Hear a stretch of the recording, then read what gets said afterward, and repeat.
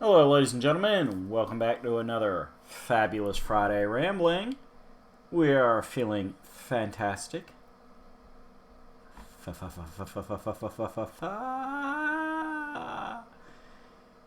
As we get ready for possibly some alliteration, definitely some puns, and a discussion on a cartoon that proved you can reboot character concepts and make something glorious.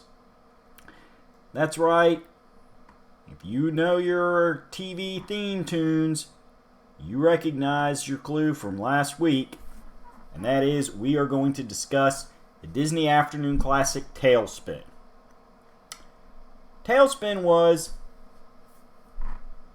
a new approach for Disney in that they took characters that they had the rights to, in this case, those featured in the Jungle Book, which had already been adapted for Disney. And let me check my year on this. 1967, which would have been 23 years previously. But of course, film had continued to be printed for home release since then. But instead of producing an actual TV series follow-up to the events of the Jungle Book movie, they took some of the basic characters and put them in a whole new world. The main three that featured in this were Baloo, Louie, and Shere Khan. Shere Khan being a recurring villain, Louie being a recurring ally, and Baloo being the central character that the show was based around. Now, in this world, we go from the jungle to a full-blown classic cartoon setup of anthropomorphizing.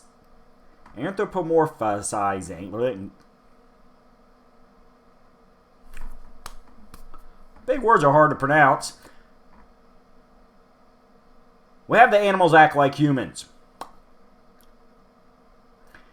That's right, Baloo's busting out a shirt and a jaunty red cap and is now working as a freelance pilot for hire. Specifically, he runs his own charter business, Hire for Hire. Unfortunately, he still possesses that laid-back, bare necessities attitude from the Jungle Book, and as such, did not do a very good job worrying about his financial difficulties, specifically the loans he had to take out to afford to set up his business. So, lo and behold, his business soon became somebody else's business, specifically new character Rebecca Cunningham, who bought the business from the bank when they went to go for it, instead of them flat out foreclosing on it and shutting the whole thing down, who, along with her precocious young daughter Molly, moves in and decides to help Baloo turn Hire for Hire into a profitable business. Of course, Baloo, since none of this was his idea, decides he's not that big on it, and a recurring theme throughout the show is him trying to survive and succeed some get-rich-quick schemes so that he can buy the business back from Rebecca and be his own boss again, instead of having a boss that tries to encourage him to be more responsible and mature. Rounding out your central cast is the orphan Kit Cloudkicker, who joins Baloo on his various charter runs, which usually consist of making deliveries, although occasionally they get involved with escorting people, giving tours, whatever Rebecca can come up with to drum up business and new clients. Most especially as they compete with Shere Khan, who is the big corporate bigwig whose money allows him to basically run the town all this is based in of Cape Suzette. We also have, let me just check, make sure I'm quoting right. Yes, Wildcat, who is based off a lion, and is the naive mechanic that works for hire.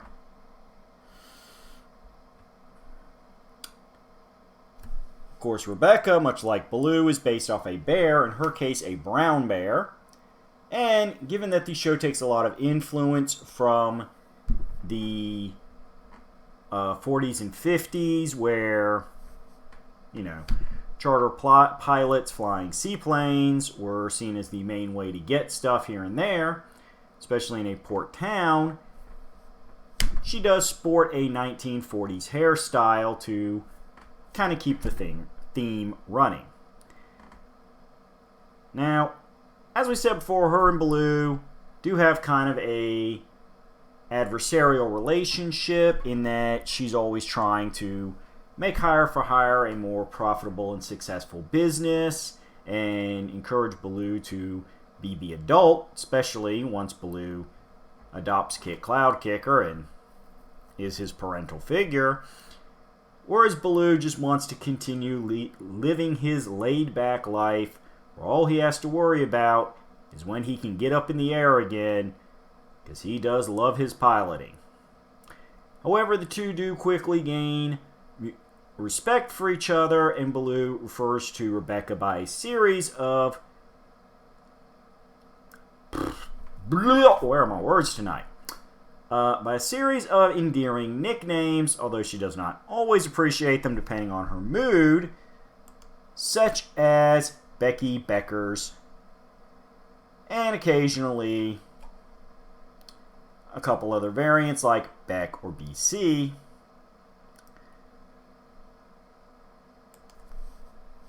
As he tries to encourage her to have a slightly less formal and business-like approach to life. This is, of course, classic sitcom fare, and although we didn't think much of it as children, you know, now that you look back as an adult, you can definitely see a bit of a parallel to various sitcoms where characters start out adversarial and eventually end up romantical. Now, in the show, they never quite got that far, but you can see where the writing inspiration came from when you do watch more of your classic meant for adult sitcoms and compare it to the relationship and banter between Rebecca and Baloo.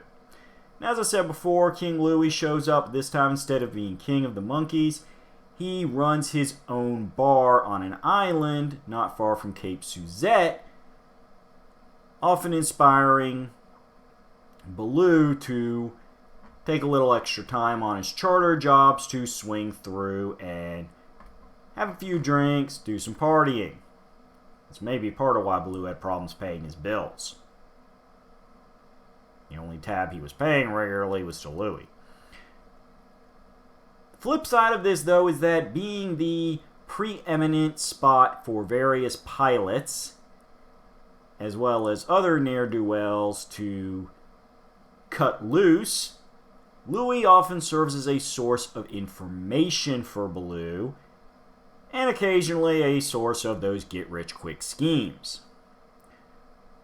Regardless, though, Louie and Baloo are true blue buddies, and will help each other out of trouble no matter who caused it. Now, the most regular villain in the show was, of course, Don Carnage, a classic pirate, though he is up in the sky, as this is very much an aviation-inspired show, whose bumbling, mostly brainless crew prevents him from being any real threat to most people. However, his presence in the skies does mean Baloo has occasionally been late on deliveries or had to play a bit of an action star to either escape from Don Carnage or save Cape Suzette from Carnage's attempts to invade the town and ransack it. As we said before, you also get on a few occasions Shere Khan, who is mostly a referenced presence and appears directly, a lot less than Don Carnage, as being the big man, corporate big wig, whose money tends to buy whatever he wants whenever he wants it. He does serve best as that occasional presence, who is more often than not the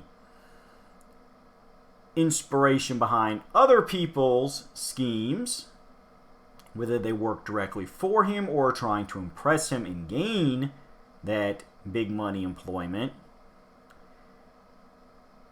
Shere Khan's absolute lack of dealing with such peasants and their ridiculous sense of humor makes him a creepy and intimidating villain for any age range. Yep, he was the big bad tiger of the jungle that nobody wanted to fight one-on-one, and even though he's wearing a business suit now, he is no less dangerous. His character takes blatant inspiration from Marvel's kingpin of crime, Wilson Fisk, and it is mentioned on a couple of occasions that the only thing he is really afraid of is being caught doing something illegal, which would threaten his public persona of a legitimate businessman and undermine his abilities to control Cape Suzette. As, you know, it's one thing to sit there and throw money around to win people's loyalty. It's a little harder for those folks to accept the cash if they know it came with a lot of dirty, immoral background to it. Not to mention all the money he'd have to spend on the lawyers to get him keep himself out of jail. Woo!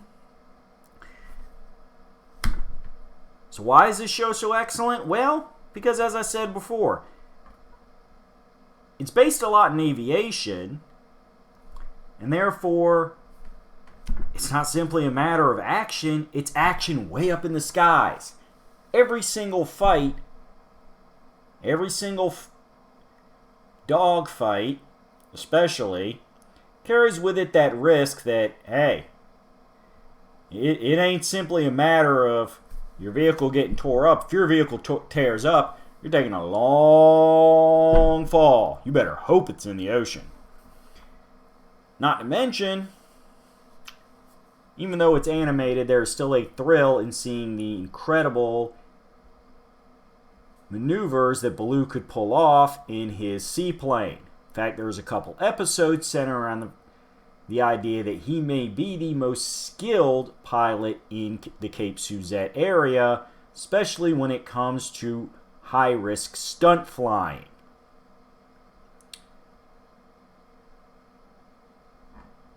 Now, Kit Cloudkicker manages to pick this up because as Baloo's official navigator and co-pilot, Kit is often the one to help distract various ne'er-do-wells, especially the Don Carnage pirates, who he has his own history with, and thus is not just a kid sidekick, but one who is very mischievous and wicked in his behavior. Real quick, let me see here. Some of our other... yes. Being a 90s cartoon, we did have recurring villains who were a satire of Eastern Europe. Specifically, the USSR-style countries. Yep. The Cold War was definitely still pop culture relevant. And that means that, while we're not flat out saying everybody with a funny accent is evil, we are saying more often than not, you should keep one eye on your wallet and expect them to have their fingers crossed behind their back when they make you a promise. Specifically in TaleSpin, we get the fictional country of Thembria,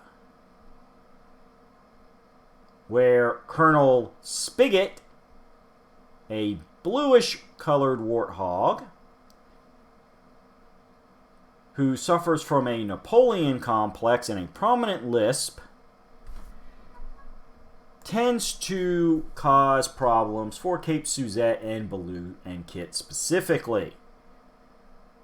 Whether various schemes, such as trying to trick them into doing the dirty work for Thembria so they can cause international chaos while still claiming innocence, or just plain harassing our friends locally,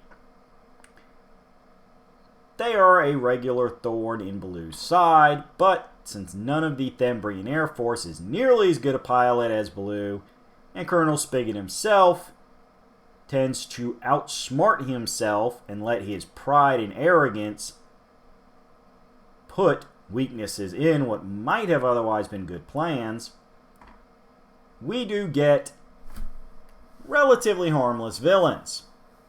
Oh, sure, there's a little suspense here and there, especially the first time you watch the show, because the writers are very good at creating a sense that there might be failure. But at the end of the day, like any good classic pulp hero, Baloo does save the day. And this is one of those things I love about, even by 1990 standards, the show being set in a time period inspired by the technology of previous decades.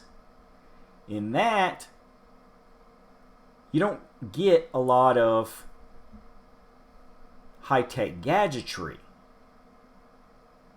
It is okay. Sorry there, folks. A little bit of short circuit is what happens when you record after a long day of work. But with a lack of 90s high-tech gadgetry, although there are a few classic sci-fi nods thrown in here and there in one-off episodes, Baloo does come off as a Indiana Jones-style hero who, of course, as I mentioned a few moments ago, both were inspired by the classic pulp comic heroes of the golden age of comics. And that means that it is their skill and their quick-thinking wit that saves the day much more than gadgetry, and definitely no superpowers. Now, there's nothing against those in and of themselves, but the thing with television is there's only so many times you can watch the same basic character in the same basic setting over and over again. For the early 90s, this throwback to a more vintage storytelling style and a hero who was as bumbling as he was brave tended to be something unique for the audience. I had never really been exposed to this kind of stuff before. And Baloo himself, being a character I had known from the previous Jungle Book movie, seeing his personality so expertly transplanted into an adventurous pilot sealed the deal that this would be a show I would look forward to watching on a regular basis. After all, what's better than a charming, if somewhat irresponsible bear? How about a charming, if somewhat irresponsible bear who can also outfly anybody else in the sky and is perfectly willing to sacrifice his potential health and well-being to protect those he cares about? Yeah. Now, the show was a success for Disney and ran, let me see here, get my notes, notes, so many notes. Shboomp, shboomp, shboomp, shboomp. Ran for a total of, nope, not done yet, still going. Survey says 65 episodes.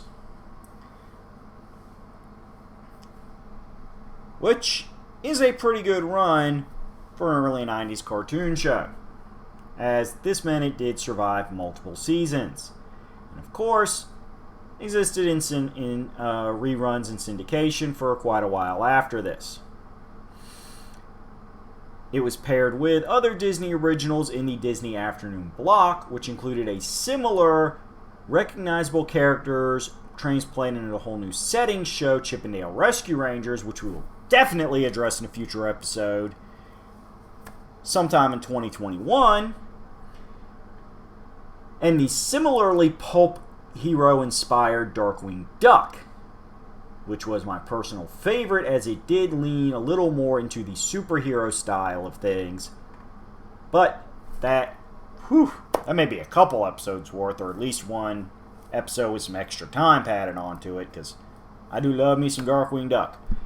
But yes, TaleSpin was an infamous anchor in the Disney Afternoon lineup that kept people watching both the shows that came on before so they didn't miss TaleSpin, and the shows that came on after, which is exactly what you want from something that's part of a greater block of programming.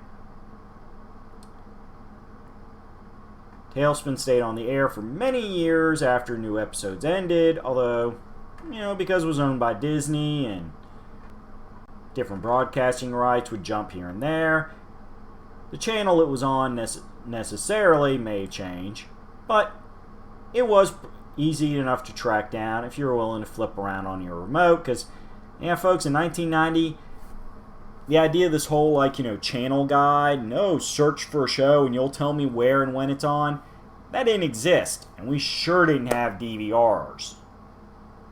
Nope. You had to watch it when it aired, or set up an old school VCR set and make sure you still had room on your VHS tape, which I don't have props of anymore. That is some old tech. It was great tech for the time. And there's some ways that I miss VHS, but we're really not here to discuss the awesomeness of VHS. We're here to discuss TaleSpin.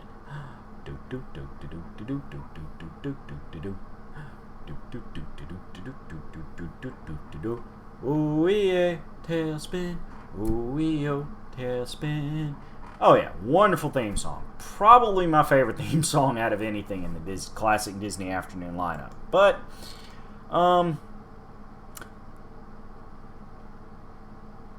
as I said, that the show did in fact do a few occasional sci-fi inspired episodes, specifically ones based off old sci-fi stories. There was a late season episode based on The Incredible Shrinking Man.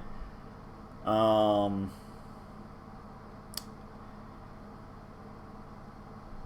me see. We got episodes about what for that time period would have been cutting edge technology, mostly thanks to Shere Khan as big corporate bigwig having a research and development laboratory, because he always wants new product to put to market. Got to make that money.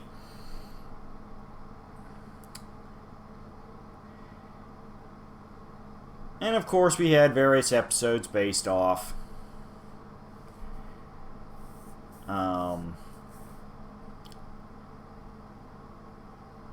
just general pop culture things. There was an episode inspired by the Spruce Goose, now called the Spruce Moose. For those who don't know what the Spruce Goose is, it was a prototype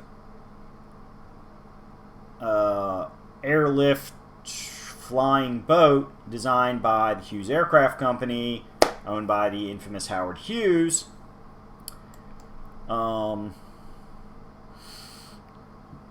Spruce Goose was its nickname. Its official name was the Hughes H-4 Hercules. It was intended as a transatlantic flight transport for use during World War II, but was not completed in time to be used in the war. The aircraft did make one brief flight in 1947, and the project really never made it past building the one prototype.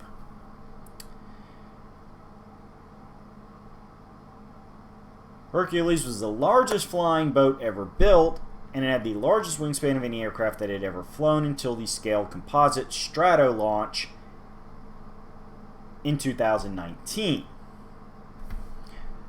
Thus, being one of the most infamous planes ever made, it was a natural to be satired in an episode of a show that was all about aviation. Good news is, you can watch TaleSpin in places still. The show hasn't been completely abandoned and lost to the world. Originally, there were 15 episodes of the series released on VHS. There is a complete series. The complete series has been released over 3 volumes on DVD, which is the first volume was episodes 1 through 27, and then 28 through 54. And the last volume collecting 55 through 65. And if you are more of a streaming person, as of November 12th of 2019, the series is available to stream on Disney Plus, although there apparently is a couple episodes missing.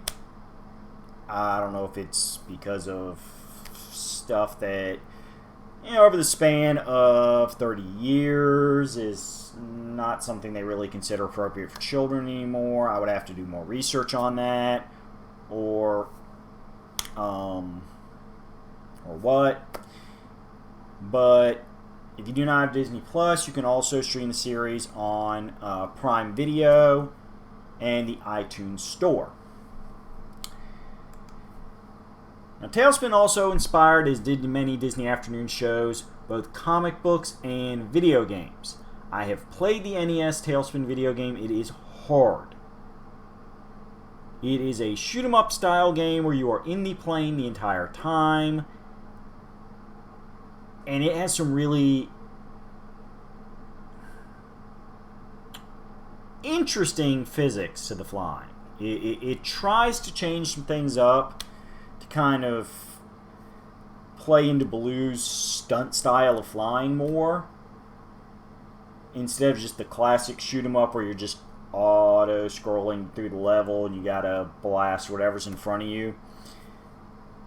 And that's a good thing. I give them a lot of credit for the experimentation, and the idea was implemented well, but it means the game's going to kick your butt a lot when you first start playing it until you get used to the different ideas that they implemented in the game. That's not what you would expect from just hearing, oh, you're flying around shooting stuff.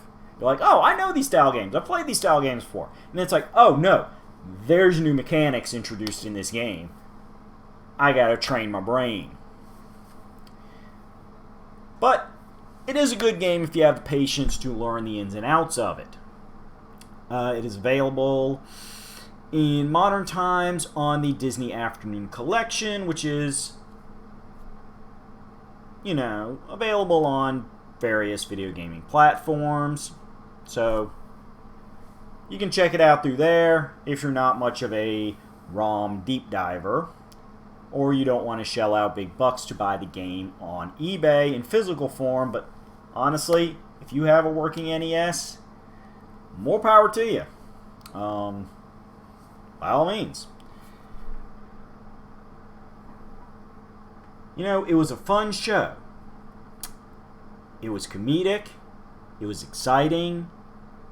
It was always interesting to see a show where the core cast were characters that I had seen in other forms. This was, as a child, some of my first peeks into blatant alt-universe reimagining of characters.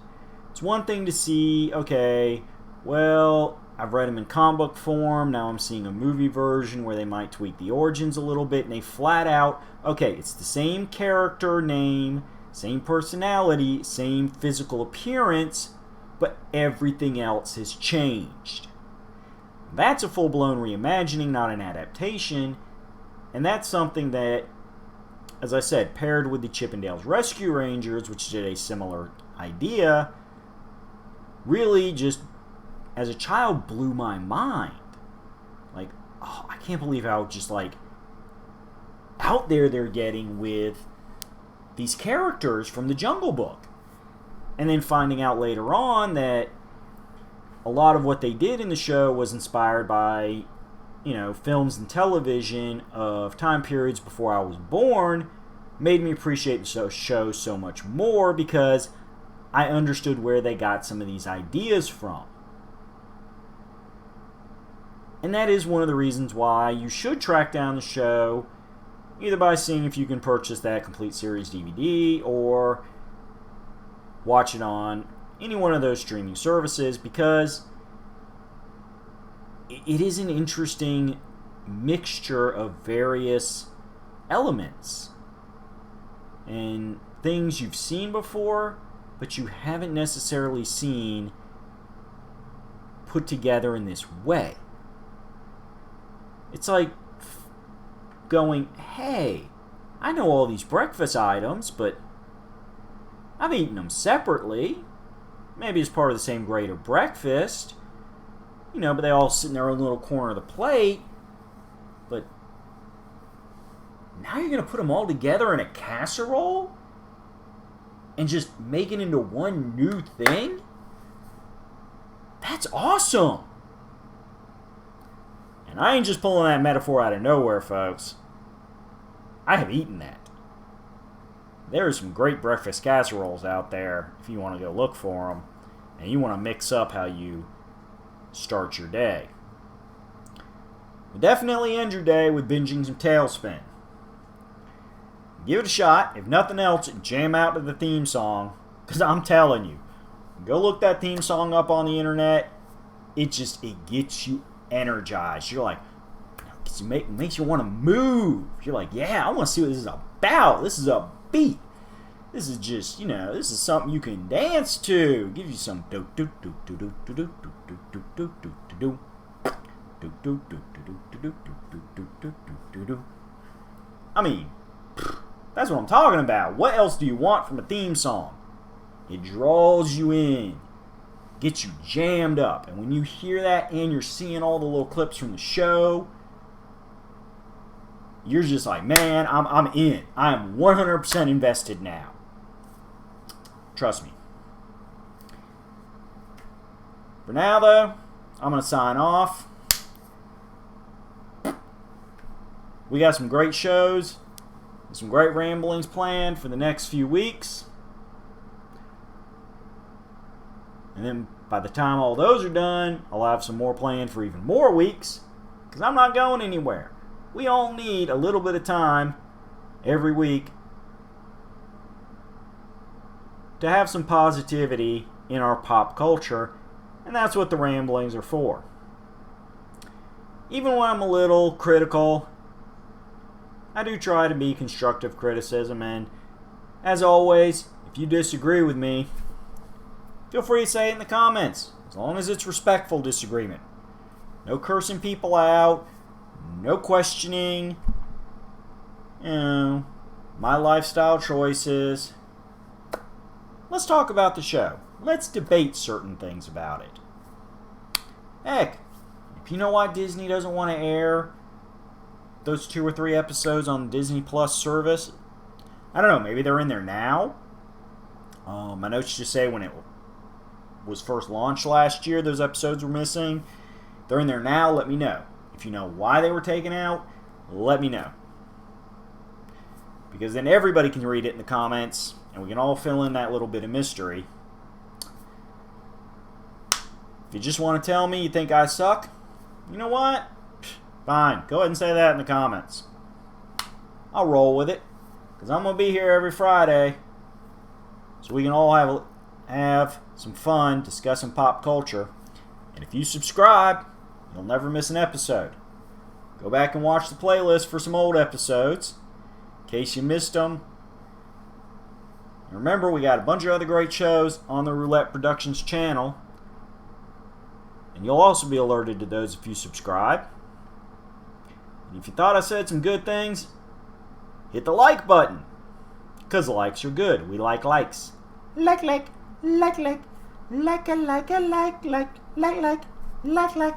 We like our likes. Shh. Don't tell anybody I did that. That's just for us. See you in a week, folks. Bye-bye.